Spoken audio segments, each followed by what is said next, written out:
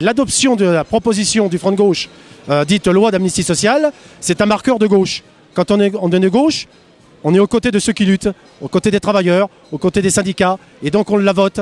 Et donc ça permettrait effectivement de réhabiliter dans leurs droits et dans leur dignité ceux qui ont pris des risques pour défendre l'intérêt général, pour défendre l'emploi, pour s'opposer à la fermeture des usines, pour y compris s'intégrer et s'occuper de causes comme par exemple des syndicalistes enseignants qui ont été condamnés parce qu'ils ont pris en charge des enfants sans papier, ou alors des agents d'EDF qui ont été sanctionnés pour avoir rétabli l'électricité à des familles précaires, et aussi à ces syndicalistes qui refusent d'être assimilés à des criminels en ne se soumettant pas au test ADN.